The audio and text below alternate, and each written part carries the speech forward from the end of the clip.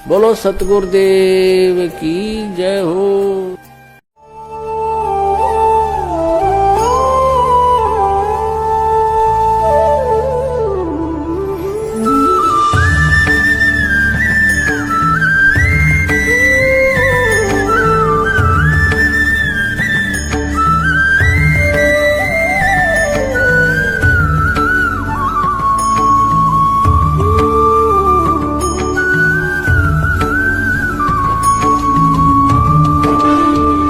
नमस्कार मेरे प्यारे भाइयों, मेरे परमात्मा के प्यारे जीव हंसों, मैं बंदी छोड़ से यही अरदास करता हूं कि आप सब मेरे भाइयों का विवेक पहले से ज्यादा और ज्यादा से ज्यादा बढ़ता ही जाए और ऐसी कोई दुविधा ना रहे जो आपके दिमाग में 1% भी घर कर पाए।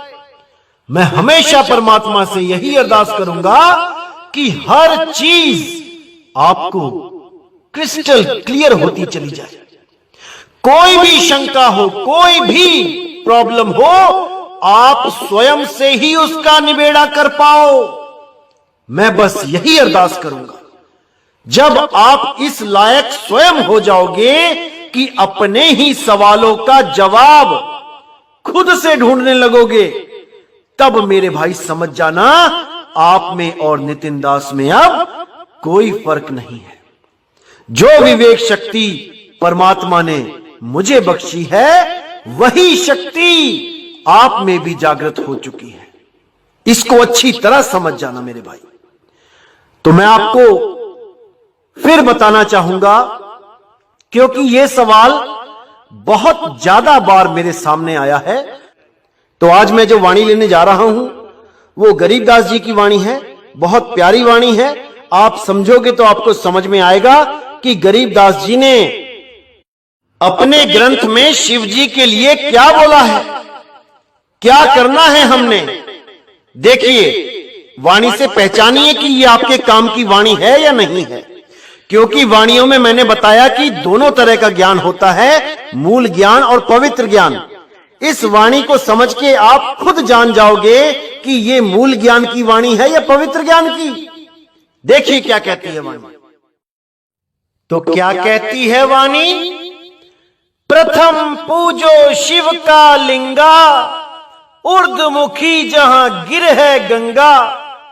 शिव साहिब को हंस रिझावो, जा पर कांवड़ पत्र चढ़ावो। अब यहां पर गरीबदास जी महाराज ने साफ साफ लफ्जों में बोल दिया कि प्रथम पूजो शिव का लिंगा, कि अगर परमात्मा को पाना है तो पहले शिवलिंग को पूजो। अगर भक्ति में प्रवेश करना है तो पहले शिवलिंग की पूजा करो। उर्दमुखी जहां गिर है गंगा, जहां पर उर्दमुख होके गंगा गिरती है, उस शिवलिंग को पहले पूजो। शिव साहिब को हंस रिझावो, जा पर कावड़ पत्र चढ़ावो। कि पहले शिव साहिब, यहां पे शिव जी के साथ साहिब लगा दिया है, कि पहले शिव साहिब को रिझाओ, उसको खुश करो। जैसे भजन में भी आता है, भोला को कैसे मैं मनाऊं, मेरा भोला ना माने। तो पहले शिव को खुश करो, उसको रिझाओ। कैसे रिझाओ? जा पर कावड़ पत्र चढ़ाओ।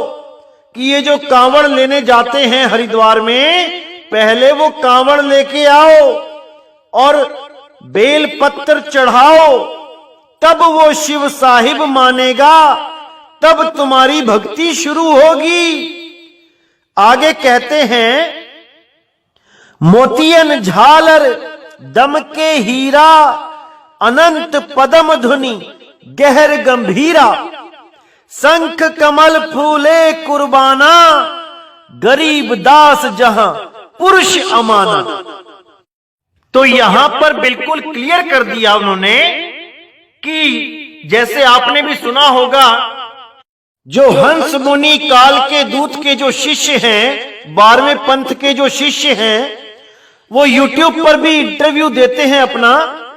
अपने इंटरव्यू में बताते हैं कि हम गुरुजी के साथ सतलोक गए, वहां पे हमने बादाम खाए, काजू खाए, किशमिश खाए, वहां पर हमने आम चूसे, वहां पर हमें तितलियां मिली, तितलियां पकड़ने लग गए और पता नहीं क्या क्या बताते रहते हैं कि वहां पे सोने की सड़कें हैं, वहां हीरे पन्ने जवाहरात लगे हैं दीवारों पे। तो मेरे भाई, उसी के बारे में बताया जा रहा है। असल में वो शिवलोक है, लेकिन कभी उसको अच्छी तरह जाना नहीं, समझा नहीं, तो उसी को सतलोक मान के बैठ जाते हैं। उसी के बारे में बताया गया है, मोतियन झालर दमके हीरा, कि वहां पे बड़ी बड़ी झालरें, मोतियों की, हीरे जवाहरात पन्ने वहां सब गड़े हुए हैं दीवारों में।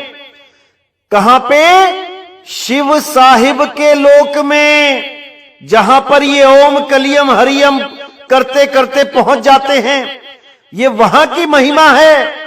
अरे जब तुम्हें परमात्मा का सार नाम ही नहीं मिला, वो सार शब्द ही नहीं मिला, इन छोटे छोटे बच्चों को बिना सार शब्द के ये सतलोक कैसे पहुंच गए? अगर इनको परमात्मा बिना सार शब्द के सतलोक की सैर करा सकता है, काल निरंजन के साथ किया हुआ वादा तोड़ सकता है, तो मेरे भाई वो बिना नामदान के भी ले जा सकता है सबको। जैसे ही मृत्यु हुई, वैसे ही कबीर साहब प्रकट हुए और अपने साथ इस जीव को ले जाए। क्या दिक्कत है? तो ये जो इंटरव्यू में आप सुनते हैं, ये वो लोग हैं जिनको अभी प्रथम दीक्षा ही मिली है, अभी सतनाम ही मिला है, और इनको वही काल निरंजन गुरु के रूप में आके इनको शिवलोक में भ्रमण करवा देता है। अब ये गरीब बेचारे, खाने को दाने नहीं जिनको, जब ये वहां देखते हैं हीरे पन्ने जवाहरात लगे हुए हैं, तो माया इनको भरमा देती है। ये बेचारे समझने लग जाते हैं कि हम तो सतलोक घूम के आ रहे हैं, वहां पे तो ऐसे सोने जवाहरात हैं। क्योंकि ये गरीब लोग बेचारे यहां पर तो दाने दाने को तरस रहे होते हैं, वहां सोने की सड़कें देख के भ्रमित हो जाते हैं, लालच में पड़ जाते हैं। इसलिए लंबे लंबे इंटरव्यू देके बाकी गरीब लोगों को, उन बेचारों को जिनको 10 रुपए कमाई नहीं हो रही, उनको भी भ्रमित कर देते हैं कि वहां पे सोना है, सोना, सड़कों पे सोना है, वहां दीवारों पे हीरे जवाहरात लगे हैं। और ये बेचारे गरीब लोग उन मीठे मीठे सपनों में आके पथ भ्रष्ट हो जाते हैं। परमात्मा से ज्यादा, मुक्ति से ज्यादा इनको हीरे जवाहरात, सोने की सड़कें आकर्षित करने लग जाती हैं। क्या करे बेचारे? कुछ भी नहीं कर सकते, क्योंकि वाणियों में लिखा है, दिखाई दे रहा है, तो यकीन करना ही पड़ता है। तो मेरे भाई, वाणी में तो यह भी लिखा है कि शिव का लिंग पूजो जाके, तब आगे का रास्ता मिलेगा। कांवड़ चढ़ाओ जाके, बेल पत्थर चढ़ाओ जाके, तब वो शिव साहिब प्रसन्न होंगे। तो क्यों नहीं चढ़ाते आप लोग? क्यों नहीं जाते? क्यों कहते हो शिवलिंग की पूजा कर ली तो नाम खंड हो जाएगा? अरे यहां पे लिखा है, सामने लिखा है, कैसे मना कर सकता है कोई? तो मेरे भाई, बुद्धि लगाओ, विवेक लगाओ। बहुत कुछ लिखा होता है, लेकिन आपके काम का क्या है, हमने ये देखना होता है। अब इन लोगों को पता है कि हमने शिवलिंग की पूजा करवा दी तो लोग मानेंगे नहीं, लोग हमें पकड़ लेंगे कि आप गलत साधना दे रहे हो, क्योंकि किसी भी ग्रंथ में शिवलिंग की पूजा के लिए कभी नहीं बोला किसी संत ने। लेकिन गरीबदास जी तो बोल रहे हैं, तो गरीबदास जी का कहा क्यों नहीं मानते आप लोग? वो तो बंदी छोड़ गरीबदास जी हैं, आपको गलत रास्ता थोड़ी नहीं बताएंगे, अपनी वाणी में लिख के गए हैं। धीरे बोल भाई, धीरे बोल, कहीं तेरी लैट्रिन ना आ गिरे। क्या सोचा था पवन दास चुप हो गया और तेरा भांगड़ा तेज हो जाएगा? पवन दास तब तक चुप नहीं बैठने वाला है जब तक तेरे ही चेलों से तेरी दाढ़ी मूंछ कटवाकर तेरे हाथ में नहीं दिलवा देता। एक तरफ तो आदरणीय गरीबदास जी महाराज जी की वाणियों को आधी अधूरी बताता है और कहता है कि वह काल का पंथ है। मूर्ख व्यक्ति, पंथ काल का नहीं था, पंथ तो परमेश्वर जी का ही था, लेकिन उस पंथ में काल का फरमान अर्थात ठीक का समय ना होने के कारण उस पंथ की आत्माओं का मोक्ष नहीं होना था।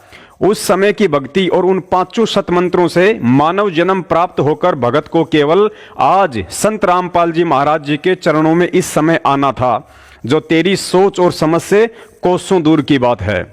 और तूने जिस वाणी का हवाला देकर अपनी बालक बुद्धि का परिचय दे दिया है, वो अमरवाणी रंभदूत जैसे किसी काल एजेंट की नहीं है, बल्कि स्वयं पूर्ण परमेश्वर कबीर साहिब जी की ही है, जो लगभग 250 वर्ष पहले गरीबदास जी महाराज जी के रूप में आए थे।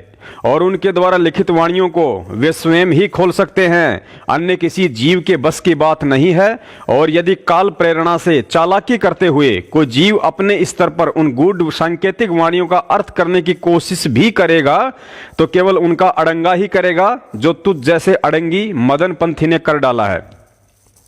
अब दास आगे सतगुरु रामपाल जी महाराज जी द्वारा प्रदत्त बुद्धि से आदरणीय गरीबदास जी महाराज जी की इस गूढ़ वाणी को उन्हीं की रजा से समझाने का भी प्रयास करेगा और इस बुद्धि भ्रष्ट रंभदूत के वंशज से भी निवेदन करेगा कि संतों की वाणियों का अनर्थ करके इतना दोषी मत बन कि कल को तेरे कर्म काटने के समय काल भी ऊपर हाथ खड़े कर दे। पुण्यात्माओं, इस अमृतवाणी में इस काल दूत नितिन ने तो काल प्रेरणा से कमजोर भक्ति संस्कार वाली आत्माओं को भ्रमित करने के लिए अपने मतलब की ही बात दिखाई है कि प्रथम पूजो शिव का लिंगा, उर्दमुखी जहां गिर है गंगा, शिव साहिब को हंस रिझाओ, जहां पर काबड़ पत्र चढ़ाओ। और अपनी तुच्छ बुद्धि से यह भी कह रहा है कि आदरणीय गरीबदास जी महाराज जी ने स्पष्ट कहा है कि यदि परमात्मा पाना है तो पहले आप जी ने शिव जी के लिंग की पूजा करनी पड़ेगी। और फिर कब्ज के मरीज की तरह जोर लगा लगा कर कह रहा है, फिर क्यों नहीं करते शिव के लिंग की पूजा। पुण्यात्माओं, एक किसान की भैंस का पाडा मर गया। पाडा राजस्थान में भैंस के बच्चे को कहते हैं। किसान को चिंता हुई कि अब क्या करें, ऐसे तो बिना पाडे के भैंस जल्दी ही दूध देना बंद कर देगी। एक दिन किसान के घर उसका रिश्तेदार आ गया। रिश्तेदार ने किसान की चिंता का कारण पूछा तो किसान ने बताया कि भाई, भैंस का पाडा मर गया है, जिस कारण उसने दूध देना ही बंद कर दिया है। रिश्तेदार ने बताया कि अन्य जानवरों की तुलना में भैंस एक नासमझ और भोली भाली श्रेणी वाला पशु है। तुम ऐसा करो, दूध निकालते समय पाडे की जगह अपने बच्चे को उसके मुंह के पास घुटनों के बल बैठा दिया करो। भैंस उसे अपना पाडा समझकर प्यार से चाटती रहेगी और तुम फटाफट उसका दूध निकाल लिया करो। किसान ने ऐसा ही किया और काफी महीनों तक उसी विधि से पूरे परिवार ने दूध भी पिया। पुण्यात्माओं, सेम टू सेम हालत आजकल भगवान के साथ हो रही है। जब से सतगुरु रामपाल जी महाराज जी ने सन 1992 से तत्वज्ञान का पिटारा खोलना शुरू किया है, तब से लेकर अब तक लाखों आत्माओं को काल अपने जाल से निकलता हुआ देखकर उस किसान की तरफ बड़ा दुखी और चिंतित हो रहा है कि अब क्या करें और किस विधि से इन आत्माओं का पतिव्रता धर्म तोड़कर इन्हें गधा बनाकर छोड़ूं। उसके लिए सन 2014 में उसने सतलोक आश्रम मैनेजमेंट हरियाणा और सतगुरु रामपाल जी महाराज जी के परिवार वाले कुछ मनवस लोगों को मोहरा बनाकर प्रथम तो बरवाला कांड करवाया और लगभग 4 साल तक उन्हीं एजेंटों के माध्यम से संगत को पहले तो दान धर्म और जमानत के नाम पर आर्थिक रूप से लुटवाया। और आर्थिक लूट के बाद अब उन्हीं कुछ दुधारू भैंस रूपी भोली भाली आत्माओं के भक्ति रूपी घी दूध को दोने के लिए नकली 13वें पंथ का नाटक शुरू करके उन मूर्ख भैंसों के सामने विवेक जगाने के नाम पर रंभदूत के वंशज नितिन रायजादा को पाडा बनाकर घुटनों के बल बैठा दिया है, ताकि मूल ज्ञान और सार शब्द के चक्कर में इन मूर्ख भैंसों का सारा ध्यान उस पाडे पर टिका रहे और काल भगवान आसानी से उन आत्माओं का भक्ति रूपी दूध निकालता रहे। पुण्यात्माओं, अब आपको बताते हैं कि इस पाडे ने कुछ कमजोर भैंसों का ध्यान भटकाने और उनके मन में विरत की शंका पैदा करने के लिए किस तरह पवित्र ग्रंथ साहिब की इस अमृतवाणी का अनर्थ करके अपने स्वार्थवश उसका अनादर किया है। आदरणीय गरीबदास जी महाराज जी एक संत ही नहीं बल्कि पूर्ण तत्वदर्शी संत की भूमिका में थे और उनकी गूढ़ सांकेतिक वाणियों का भिन्न भिन्न स्थान पर अर्थ भी भिन्न भिन्न ही निकलता है। यहाँ आदरणीय गरीबदास जी महाराज जी ने जो वाणी लिखी है कि प्रथम पूजो शिव का लिंगा उर्दमुखी जहां गिर है गंगा, इसके विषय में यह मदन पंथी स्वयं ही कह रहा है कि शिवलिंग की पूजा के विषय में किसी भी शास्त्र में कोई प्रमाण नहीं है कि शिवलिंग की पूजा करनी चाहिए। अरे अकल के अंधे मूर्खाधिपति मदन पंथी, जब दुनिया भर के काल प्रेरित संतों की पुस्तकों और गीता वेद पुराण में भी शिवलिंग की पूजा का जिक्र नहीं है, तो भला स्वयं बंदी छोड़ गरीबदास जी महाराज कैसे हम परमात्मा प्रेमी आत्माओं को शिव के लिंग की पूजा का आदेश दे सकते हैं। पुण्यात्माओं, सतगुरु रामपाल जी महाराज जी ने हमें बताया कि ब्रह्मा विष्णु महेश जी इस ब्रह्मांड के स्वामी काल निरंजन के इस ढमढमे के राज रछेड़ा हैं। इनके भी अपने अपने लोक हैं और इनके लोकों में जाने के लिए भी इनके सतमंत्र भक्ति की विधि और मर्यादाएं हैं, जिनका पूर्णतया पालन करके ही साधक इनके लोकों को प्राप्त कर सकता है। अतः यहाँ किसी प्रकरणवश आदरणीय गरीबदास जी महाराज जी ने शिव जी की महिमा और उनकी प्राप्ति के विषय में जिक्र किया है। इसके अलावा आदरणीय गरीबदास जी महाराज जी की इन्हीं वाणियों को आधार बनाकर सतगुरु रामपाल जी महाराज जी ने हमें जो संपूर्ण आध्यात्मिक कोर्स दिया है, उसमें एक असुर निकंदन रमणी भी है जिसमें पूर्णतया ब्रह्मा विष्णु महेश जी और दुर्गा जी की कलम तोड़ महिमा का वर्णन है। लेकिन साथ ही सतगुरुदेव जी ने हमें संकेत भी दिया है कि असुर निकंदन रमणी के माध्यम से इन सभी देवी देवताओं की महिमा का गुणगान मात्र हमें इन देवी देवताओं के आदर सत्कार के लिए ही करना है, ना कि आप परमेश्वर के साधकों को अपने मन में इनसे किसी भी प्रकार के लाभ की इच्छा रखकर ऐसा करना है। पुण्यात्माओं, देखिए यथार्थ भक्ति बोध के पेज नंबर 129 पर, जहां से असुर निकंदन रमणी शुरू होती है और इस रमणी के अर्थ को समझाते हुए सतगुरुदेव जी ने लिखा है, असुर का अर्थ है राक्षस, निकंदन अर्थात नाश करने वाली, रमणी का अर्थ है स्तुति विनती। असुर निकंदन रमणी में विश्व की सर्वशक्तियों देवताओं तथा पूर्ण परमात्मा की स्तुति की गई है, जिसको पढ़ने से वैश्विक शक्तियां प्रसन्न होकर अपने स्तर का लाभ साधक को देती रहती हैं। विशेषता इस रमणी में सर्व सदग्रंथों का सार है। जैसे जंगल में जड़ी बूटियों के पौधे पेड़ उगे होते हैं, सदग्रंथ तो वन के समान हैं। इसमें आध्यात्मिक रोगों की जड़ी बूटियां हैं। वैद्य अर्थात डॉक्टर को ज्ञान होता है, परंतु वह जड़ी बूटियां इकट्ठी कूट काट कर उबाल कर औषधि बनाकर बोतल में भरकर रख लेता है। रोग के अनुसार 1 या 2 चम्मच पिला देता है, रोग समाप्त हो जाता है। इस रमणी में आध्यात्मिक वैद्य संत गरीबदास जी ने सदग्रंथों से सार निकाल रखा है। जैसे शिव पुराण पूरी पढ़ने से जो फल मिलता है, वह इस असुर निकंदन रमणी में लिखी 19 वाणी श्रद्धा से पढ़ने से प्राप्त हो जाता है। जो श्री शिव जी की महिमा लिखी है, इसी प्रकार श्री विष्णु पुराण को पूरा पढ़ने से जो फल मिलता है, वह श्री विष्णु जी की लिखी 19 वाणियों से मिल जाता है।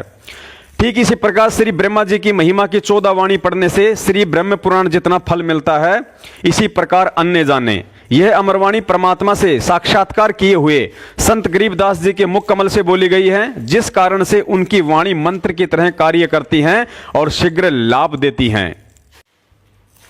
पुण्यात्माओं, अभी तक आपको इतना सब कुछ मात्र इस रमदूत के वंशज नितिन द्वारा आदरणीय गरीबदास जी महाराज जी के पवित्र ग्रंथ साहिब द्वारा शिवलिंग अर्थात शिव महिमा वाली वाणी के अर्थ का अपनी नासमझी के चलते अनर्थ किए जाने पर वास्तविकता को ही समझाना पड़ा है कि वास्तव में गरीबदास जी महाराज जी ने शिव जी सहित सभी देवी देवताओं की महिमा का वर्णन क्यों और किन साधकों के लिए किया है। और दूसरी तरफ शिवलिंग की इतनी महिमा के बाद उन्होंने तो इसी पवित्र ग्रंथ में अपनी वाणी के माध्यम से शिवलिंग का पूरा खंडन करते हुए यह भी लिखा है कि बहुविध रंगा धरे शिवलिंगा गाल बजावे गैले, जय शिवलिंग पूजे साहिब मिले तो पूजो क्यों ना खैले। अर्थात लोग नाना प्रकार के रंग बिरंगे पत्थरों के शिवलिंग बनाकर उनकी पूजा करते हैं और गैले अर्थात मवालियों की तरह गाल बजाते रहते हैं। यदि ऐसा करने से तुम शिव साहिब की प्राप्ति मानते हो तो भाई इससे तो लाख गुना अच्छा होगा यदि तुम खैले अर्थात बैल की पूजा करो, ताकि उससे गाय नई दूध होगी, फिर बछड़ा देगी और उसके बछड़े हल जोतने के काम आएंगे। अब इस मूर्खानंद नितिन से कोई पूछे कि भाई तूने जिस तरह जोर लगा कर कहा था कि देखो गरीबदास जी तो प्रथम शिवलिंग को पूजने के लिए कह रहे हैं, फिर ये रामपाल जी महाराज के चेले क्यों नहीं पूजते हैं। रमदूत के वर्तमान गति नसीन वैराग्यपति के मूर्खपति चेले नितिन पति हम शिवलिंग को इसलिए नहीं पूजते हैं क्योंकि हमें परमेश्वर सतगुरु रामपाल जी महाराज जी ने आदरणीय गरीबदास जी महाराज जी के पवित्र ग्रंथ साहिब की गूढ़ वाणियों से भली भांति परिचित करवा रखा है कि गरीबदास जी महाराज जी की किस वाणी का किस संदर्भ में और किस स्थान पर क्या अर्थ निकलता है। और पुण्यात्माओं, अब आपको वह सार भी बताते हैं जिसको अपनी आंखों से देखने और पढ़ने के बाद भी इस काल एजेंट मदन पंथी ने अहंकारवश आपको ना ही तो दिखाया और ना ही बताया है कि आदरणीय गरीबदास जी महाराज जी ने सत कबीर की सत भक्ति के अधिकारी हंस आत्माओं के लिए प्रथम शिवलिंग की पूजा के लिए नहीं, बल्कि इस प्रथम पूजो शिवलिंगा वाली वाणी के 14 लाइन ऊपर एक और अमर वाणी है जिसमें आदि गणेश की पूजा करने के लिए कहा है। आदि गणेश का अर्थ होता है परम पूज्य कबीर साहिब जी। आदि का मतलब सबसे पहले वाला गणेश अर्थात विघ्नहर्ता परमात्मा। देखिए इसी के पेज पर सबसे ऊपर जहां लिखा है कि प्रथम आदि गणेश मनाऊं, चरण कमल का ध्यान लगाऊं, अर्थात मैं अपनी मुक्ति के लिए सर्वप्रथम आदि गणेश अर्थात उस सत्य पुरुष सौद स्वरूपी परमात्मा का ध्यान अर्थात अधिकारी संत द्वारा दिए गए सत मंत्रों का ध्यान लगाऊंगा, यानी कि जाप करूंगा। और फिर आगे गरीबदास जी महाराज जी ने शिव जी का लिंग पूजने या उस पर ध्यान लगाने के लिए नहीं, बल्कि शरीर के कमल चक्रों में विद्यमान प्रधान देवताओं के सतमंत्र स्पष्ट लिखे हैं जिन्हें आप जी यहां अपनी आंखों से देख सकते हैं। और इन्हीं सतमंत्रों की विधिवत दीक्षा पूर्ण तत्वदर्शी संत कबीर सागर के अनुसार दीक्षा के प्रथम चरण में अपने साधकों को देता है। तो पुण्यात्माओं, जैसा कि बार बार अपने सत्संगों में परम पूज्य सतगुरु देव जी भी जिक्र करते हैं कि भाई ये अनमोल छुपा हुआ मूल ज्ञान बताने वाला मैं अकेला और भटकाने वाले लाखों। भाई अगर भक्ति करनी है तो तुम्हें स्वयं भी इस ज्ञान को आधार बनाकर इन भक्ति के ठगों से सावधान रहना पड़ेगा। पुण्यात्माओं, इस नितिन जैसे पाखंडियों के पास पाखंड फैलाने की सेवा के अलावा अन्य कोई कामकाज नहीं है। ये लोग 24 घंटे काल सेवा में हाजिर हैं। ना इनके पास बोलने के लिए कोई आरती है, ना इनके पास जपने के लिए कोई सत भक्ति मंत्र हैं, ना इनके पास निभाने के लिए कोई नियम और मर्यादा है, और ना ही इनको सद्बुद्धि देने के लिए कोई सतगुरु है। अगर इनके पास कुछ है तो सिर्फ फैलाने के लिए पाखंड और रचने के लिए ढोंग। परमात्मा कहते हैं हरि का भजन हाथ का धंधा, नहीं करे वो मूर्ख अंधा। इन अंधे गधों ने तो भोली भाली आत्माओं के दान पर हराम के टूक तोड़कर अगले जन्म में बैल बनने की ठान रखी है। लेकिन आप और हमने तो सतगुरु आदेश से भक्ति रूपी बगिया को दान धर्म से सींचने के लिए दिन में 8-10 घंटे काम धंधा भी करना होता है। जैसा कि भक्ति मुक्ति के दाता परमेश्वर कबीर साहिब जी ने राजाओं के राजा और सेठों के सेठ होते हुए भी आजीवन कपड़ा बुनने का काम किया, सिर्फ और सिर्फ हम आत्माओं को यह समझाने के लिए कि हराम की खाने वाले खच्चर और बैल बनते हैं और हक हलाल की खाने वाले अपनी भक्ति सफल कर जाते हैं। सभी पुण्यात्माओं से मुझ पवनदास का निवेदन है, इस नितिन जैसे हजारों लाखों काल एजेंट सदा इस पृथ्वी पर सूक्ष्म और स्थूल रूप में परमेश्वर के मार्ग को अवरुद्ध करने की कोशिश में प्रयासरत रहते हैं। जब यहां पर स्वर्ग का राजा इंद्र अपनी गद्दी बचाने के चक्कर में किसी साधक को सही से 100 यज्ञ पूरे नहीं करने देता है, और यदि कोई करने की कोशिश भी करता है तो उसे खंडित करने के लिए इंद्र अपनी पत्नी तक को उसके सामने नग्न अवस्था में खड़ा कर देता है। तो पुण्यात्माओं सोचो, इस 21 ब्रह्मांड का स्वामी काल निरंजन हम भक्ति अधिकारी आत्माओं को कैसे इतनी आसानी से सतलोक जाने के लिए इस भक्ति को सफल होने देगा। आज उसने छांट छांट कर अपने एजेंटों को सिर्फ और सिर्फ सतगुरु रामपाल जी महाराज जी से नाम दीक्षा प्राप्त आत्माओं के पीछे ही क्यों लगा रखा है। पुण्यात्माओं, गुरुजी ने बताया कि चोरी उसी के घर में होती है जहां धन होता है। सीधे सीधे शब्दों में समझाया जाए तो कहने का मतलब है ताले सदा बैंक के ही टूटते हैं, चाय की दुकान के नहीं। अतः इस वाणी चोर नितिन ने कभी भी जय गुरुदेव, राधा स्वामी, हंसादेश, धन धन सतगुरु, निरंकारी, ब्रह्म कुमारी, कन्याकुमारी आदि पंथों पर और उनके गुरुओं पर कभी भी कोई ऑडियो वीडियो नहीं बनाया। क्यों? क्योंकि गुरुजी ने बताया कि ये सभी पंथ और उन पंथों से जुड़ी आत्माएं पहले से ही उस काल की फरद में हैं। अतः काल को चिंता उनकी नहीं, बल्कि सिर्फ और सिर्फ सतगुरु रामपाल जी महाराज जी के यथार्थ 13वें कबीर पंथ से जुड़ी आत्माओं से है, जो काल की फरद को तोड़ने के लिए भक्ति से मजबूती प्राप्त करती जा रही हैं। अतः प्रार्थना है, अपना स्टैंड क्लियर रखो, दो नावों में सवारी करने का ख्याल अपने दिलो दिमाग से निकाल दो। आपको अपनी सोच और समझ से लगता है कि संत रामपाल जी महाराज जी का ज्ञान अधूरा है या गलत है, तो सतगुरु रामपाल जी महाराज जी की तरफ से आपको पूर्णतया स्वतंत्रता है। आप कहीं भी जाकर अपनी ऐसी की तैसी करवा सकते हैं, वे आपसे बिल्कुल भी नाराज नहीं होंगे। हाँ, इतना अवश्य है, कोई भी कदम उठाने से पहले उनकी सत्संगति में रहते हुए आपने जितनी भक्ति कमाई की है, उसके खत्म होने के बाद आपके साथ क्या बनेगा उसका भी विचार एक बार अवश्य कर लेना। और आपको लगता है कि मदन पंथ पूर्णतया काल का पंथ है, फिर तो बात ही खत्म है। निसंशय होकर परमेश्वर की भक्ति में लगे रहिए।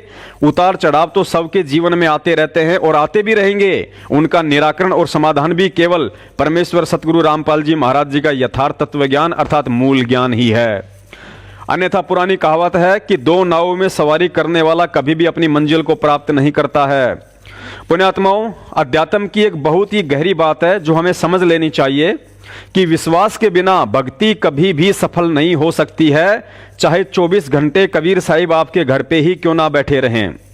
और नकली गुरु को भी आपने धोखे से या भोलेपन में असली समझकर एक पूर्ण साधक का रोल करते हुए अटल विश्वास कर लिया, तो मीराबाई जी की तरह वह पूर्ण परमात्मा कबीर साहिब भी श्री कृष्ण रूप में अपनी प्यारी आत्मा के इशारों पर नृत्य करेगा और ठीक का समय आते ही उसे अपनी शरण में लेकर सत भक्ति देकर सतलोक भी ले जाएगा। पुण्यात्माओं, गुरुजी ने बताया कि लोक वेद की जितनी भी कहानियां हैं वे अपने स्तर पर ठीक हैं, बस उन्हें समझने की आवश्यकता है। इस दास ने आज तक 5 साल के भक्ति सफर में सतगुरु रामपाल जी महाराज जी के तत्व ज्ञान को आधार बनाकर जो निष्कर्ष निकाला है, उस आधार से यही कहूंगा कि आज परमात्मा की सीधी शरण ग्रहण करने के बाद भी विश्वास के नाम पर हम में से 95% भक्तों की हालत जगत के पत्थर पुजारियों से भी गई गुजरी है। यदि यकीन ना हो और यह जानना हो कि भक्ति में विश्वास का कितना महत्व है, तो एक बार इस वीडियो में श्री कृष्ण जी को अपने सतगुरु रामपाल जी महाराज जी की दृष्टि से और अपने आप को इस बूढ़ी माई के स्थान पर रखकर अपनी अंतरात्मा से संपूर्ण ध्यान केंद्रित करके वीडियो देख लेना। और यदि इस वीडियो के अंत में आपकी आंखों से आंसू टपकने लगे तो समझ लेना अभी आप पतिव्रता आत्मा हो और सतगुरु रामपाल जी महाराज जी आपके साथ हैं, आपका नाम भी शुद्ध है और भक्ति भी चल रही है। बस उनके जेल से आने तक इसी तरह विश्वास बनाए रखना, परमात्मा आपको किसी भी स्थिति में टूटने नहीं देगा। देखिए वीडियो और दास को दीजिए इजाजत अगले वीडियो की तैयारी के लिए। सत साहिब।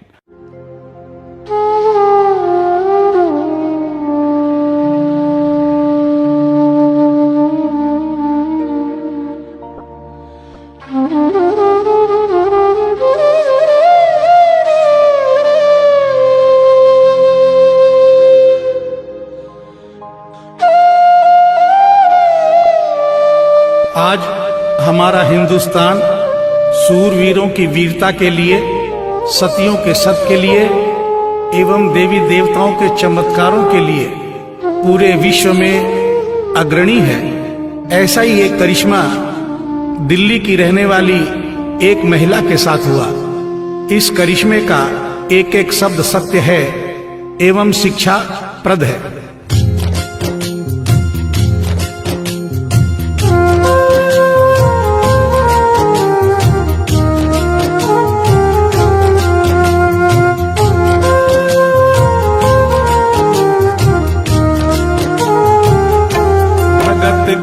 वश में है भगवान, भगत के वश में है भगवान, भगत के वश में है भगवान, भगत के वश में है भगवान।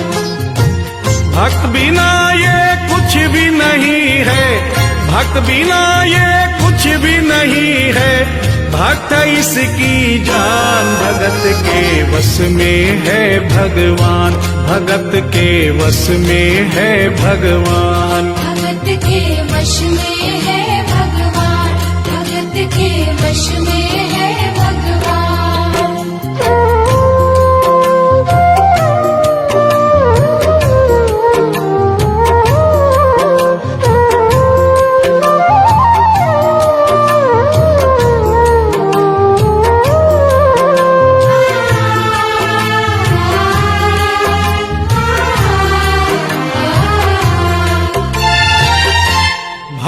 मुरली वाले की रोज वृंदावन डोले। कृष्ण को लल्ला समझे, कृष्ण को लल्ला बोले। कृष्ण को लल्ला समझे, कृष्ण को लल्ला बोले। श्याम के प्यार में पागल हुई वो श्याम दीवानी। अगर भजनों में लागे छोड़ दे दाना पानी। अगर भजनों में लागे छोड़ दे दाना पानी। प्यार करण वो लागी इससे, प्यार करण वो लागी इससे। अपने पुत्र समान भगत के वश में है भगवान, भगत के वश में है भगवान। भगत के वश में है भगवान, भगत के वश में है भगवान।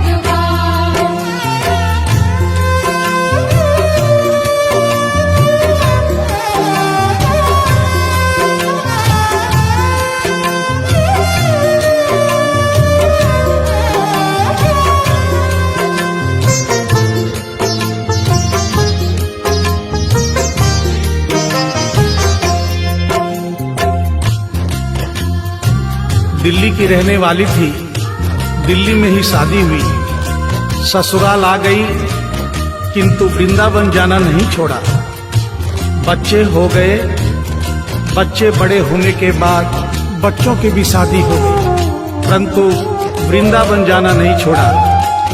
लेकिन जब बुढ़ापा आ गया, चलने फिरने में असमर्थ हो गई, तो आखिरी बार वृंदावन गई और वहां से अपने लला की मूर्ति ले आई। वो अपने कृष्ण लला को कलेजे लगा कर रखे, हमेशा सजा कर रखे, कलाड लड़ा कर रखे।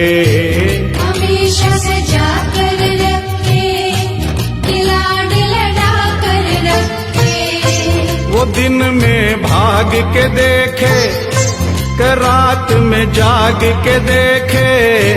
कभी अपने कमरे से शाम को झांक के देखे।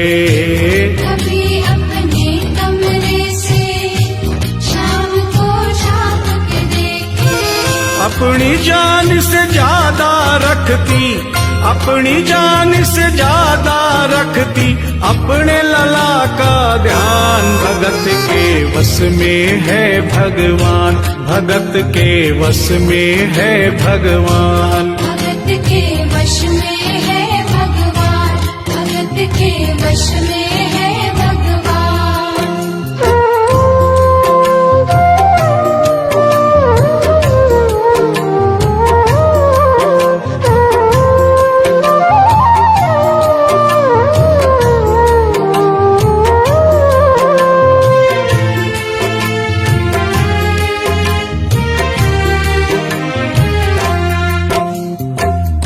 जन्माष्टमी का दिन आया, दुर्भाग्य से बुढ़िया माई की तबीयत खराब हो गई। अपने बेटे बहू से बोली, बेटा मेरे लला को दूध से स्नान करा दो, माखन मिश्री का भोग लगा दो एवं चंदन खिसकर चंदन का लेप लगा दो। और आज इसका जन्मदिन है, इसके कपड़े भी बदल दो। एक साथ इतना सारा काम बेटे बहू को झंझट से लगने लगे, किंतु माँ की तबीयत खराब देख के बेमन से काम में लग गए। कपड़े बदलने के लिए जो ही मूर्ति को उठाया, अचानक मूर्ति हाथ से गिर गई। बगल के कमरे में माँ बैठी थी, उसके कलेजे को धक्का सा लगा। माँ का दिल जान गया कोई अनहोनी हुई है। पूछने पर बेटे बहू ने बताया, माँ कोई खास बात नहीं है, कपड़े बदलते समय मूर्ति हाथ से छूट गई थी, उठाकर वापस रख दी है, चिंता नहीं करना। इतना सुनकर माँ का कलेजा फट गया, सन्न रह गई।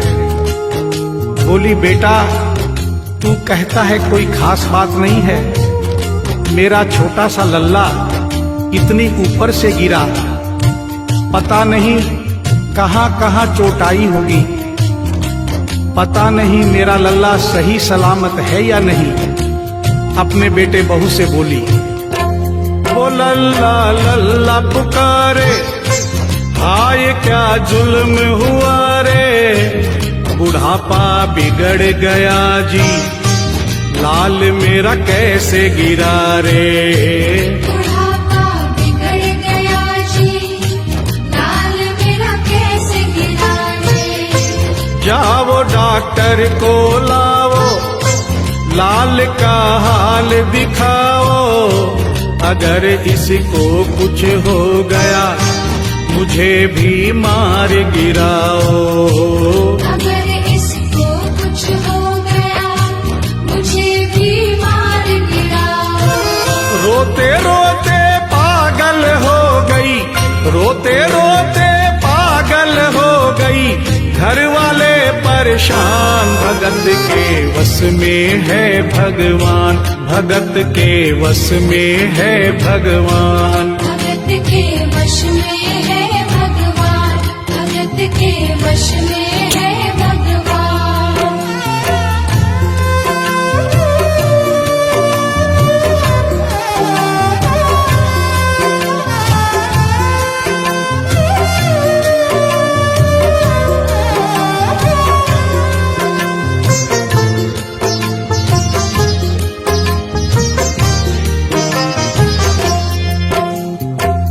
माँ डॉक्टर बुलाने के लिए जिद करने लगी। बेटे बहू ने लाख समझाया पर माँ नहीं मानी। बेटा जोर से बोला, माँ तू पागल हो गई है, एक मूर्ति के लिए डॉक्टर बुला रही है। पड़ोसी देखेंगे डॉक्टर को और ये सारा किस्सा सुनेंगे तो हंसेंगे और कहेंगे माँ तो पागल है ही, बेटे बहू भी पागल है। माँ के कहने में आकर मूर्ति के लिए डॉक्टर बुलाया है। बुढ़िया माई का रोना धोना सुनकर पड़ोसी इकट्ठे हो गए। घर में बहसबाजी हो रही थी। जब पड़ोसियों ने पूछा तो बेटे ने बताया, क्या बताऊं भाई साहब, मेरी माँ जरा सी पागल हो गई है। वृंदावन गई थी, वहां से एक लड्डू गोपाल की मूर्ति ले आई। कहती है ये मेरा सबसे छोटा लल्ला है। आज सुबह जब मैंने कपड़े बदलने के लिए मूर्ति को उठाया तो अचानक मूर्ति छूट गई। अब माँ कहती है डॉक्टर को लेके आ। आप ही बताइए भाई साहब, समाज में हंसी होगी और इस मूर्ति के लिए डॉक्टर को लेने गया तो डॉक्टर भी हंसेगा। पड़ोसियों में एक बूढ़ा पड़ोसी बड़ा समझदार था। उसने बेटे को समझाया, देख बेटा, बुढ़ापे में और बचपन में कोई फर्क नहीं होता। तुम्हारी माँ के दिमाग में अगर वहम हो गया है तो वहम निकालना बहुत जरूरी है। दिन भर के झगड़े से अच्छा है तू इसकी बात मान ले। यहीं बगल में डॉक्टर रहता है, तू सारी बात डॉक्टर को समझा और फीस वहीं पर दे दे। तेरी माँ तेरी बात नहीं मानेगी, परंतु डॉक्टर आकर समझाएगा तो उसकी बात मान जाएगी। घर का झगड़ा भी खत्म हो, तेरी माँ का बहन भी खत्म। बेटे को बात समझ में आ गई। डॉक्टर के पास गया, फीस पहले ही दे दी और वो सारी बात डॉक्टर को बताई जो पड़ोसियों को बताई थी। डॉक्टर को बात समझ में आ गई, फीस पहले ही मिल गई थी। डॉक्टर तुरंत तैयार हो गया। डॉक्टर घर पर आया और उस मूर्ति को दूर से ही देखकर बोला, छुआ भी नहीं। बना पीतल से मैया ये तेरा शाम सलौना, बड़ा बेजान है ये, जैसे मिट्टी का खिलौना। बड़ा बेजान है ये, जैसे मिट्टी का खिलौना। सारी दुनिया में ढूंढो, वहम की दवा नहीं है। चोट पीतल को आए, ऐसा तो हुआ नहीं है। चोट पीतल को आए, ऐसा तो हुआ नहीं है। केवल तेरी ममता है ये, केवल तेरी ममता है ये, मूर्ति है बेजान। भगत के वश में है भगवान, भगत के वश में है भगवान। भगत के वश में है भगवान, भगत के वश में है भगवान।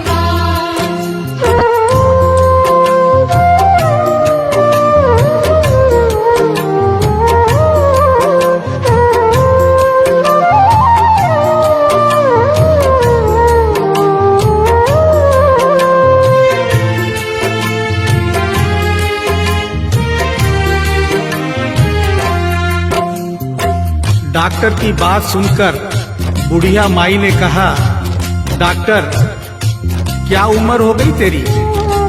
डॉक्टर सुनकर हक्का बक्का हो गया, बोला माई 65 साल।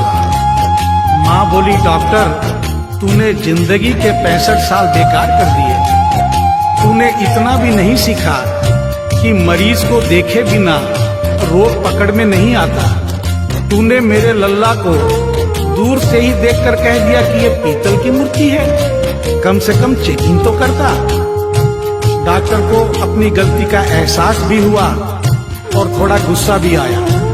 उसने कहा ले माई तेरा बहन निकाल देता हूँ। उसने मूर्ति के माथे पर हाथ रखा और कहा बोल माई क्या है? कुछ नहीं है। उसने मूर्ति के सीने पर हाथ रखा, कहा बोल माई क्या है? कुछ नहीं है। उसने मूर्ति की नब्ज पकड़ी और बोला बोल माई क्या है? कुछ नहीं है। तब बुढ़िया माई बोली प्यार से, देख डॉक्टर मेरा लल्ला अभी बहुत छोटा है और तू बूढ़ा हो गया है। हो सकता है मेरे बेटे की नब्ज धीरे चल रही हो, सीना धीरे से धड़कता हो, तू हाथ से नहीं पकड़ पा रहा हो। माँ की ममता है नहीं मानती। तू मेरा बहन निकालने के लिए एक काम कर दे। अपनी बक्सा में एक मशीन रखता है। बुढ़िया माई को स्टेथोस्कोप का नाम नहीं मालूम था। वो मशीन धीरे से धड़कने वाली धड़कन भी पकड़ लेती है। एक बार उस मशीन से चेकिंग कर दे, मेरा बहन निकल जाएगा। डॉक्टर ने फीस ली थी, उसका फर्ज बनता था कि जैसे घर वाले बोले उनकी बात माने। चेकिंग तो करनी पड़ेगी। डॉक्टर ने बेमन से स्टेथोस्कोप निकाला, अपने दोनों कान में लगाकर गोल वाला चक्कर मूर्ति के सीने पे रख दिया। आगे क्या हुआ सुनिए।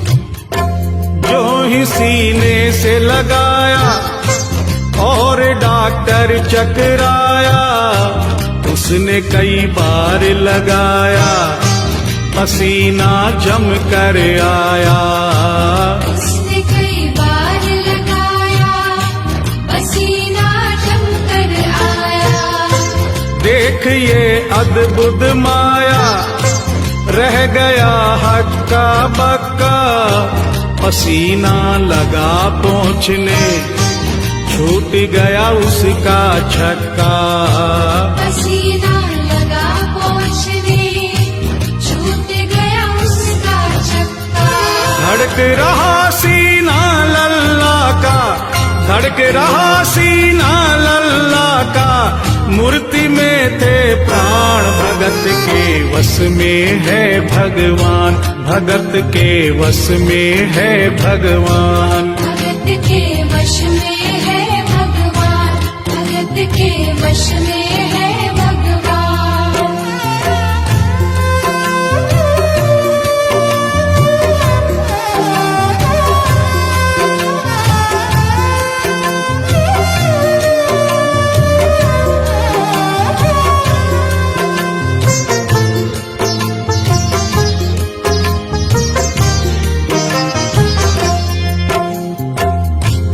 मूर्ति का सीना धड़क रहा था।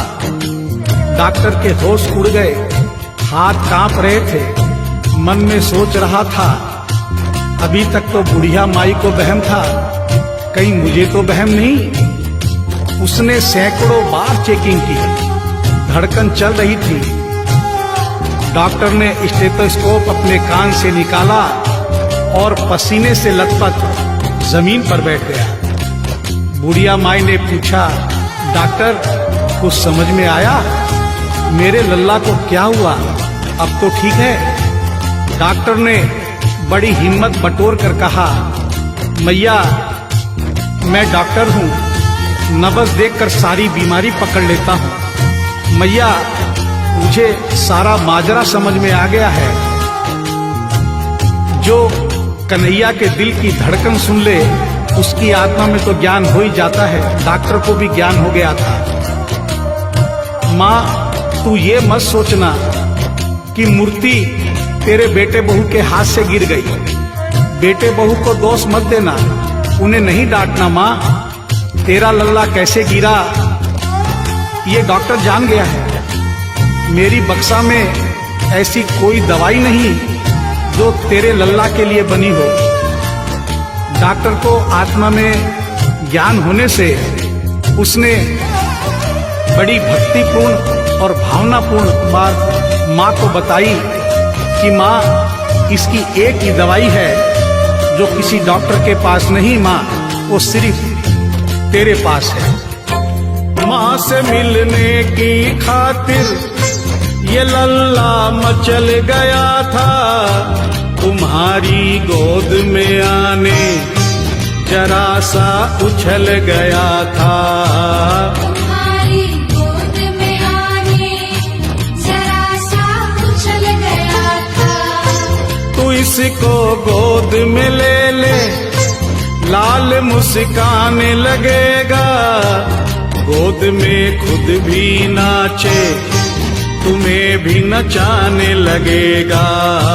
गोद में खुद भी नाचे, तुम्हें भी नचाने लगेगा। कस के पकड़ियो लल्ला तेरा, कस के पकड़ियो लल्ला तेरा, थोड़ा सा शैतान भगत के वश में है भगवान, भगत के वश में है भगवान। भगत के वश में है भगवान, भगत के वश में है भगवान।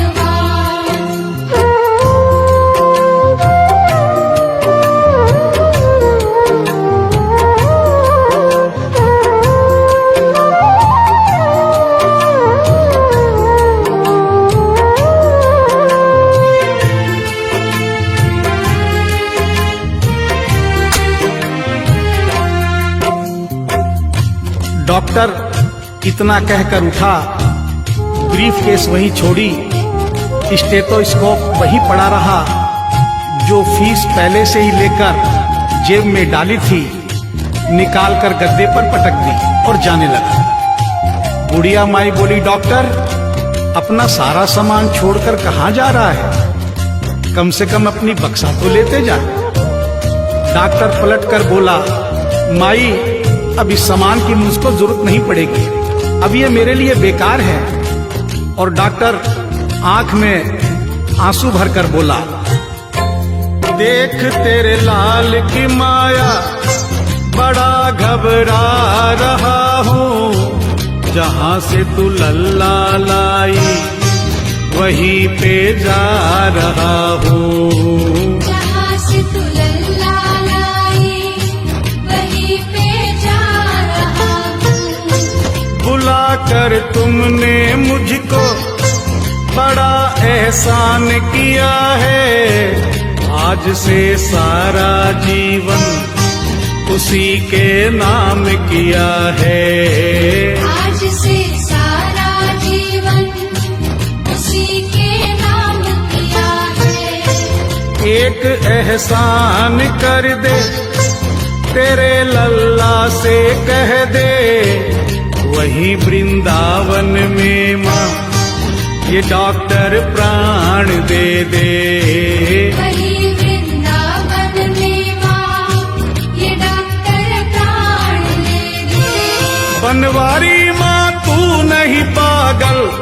बनवारी माँ तू नहीं पागल, पागल सारा जहान। भगत के वश में है भगवान, भगत के वश में है भगवान। भगत के वश में है भगवान, भगत के वश में है भगवान।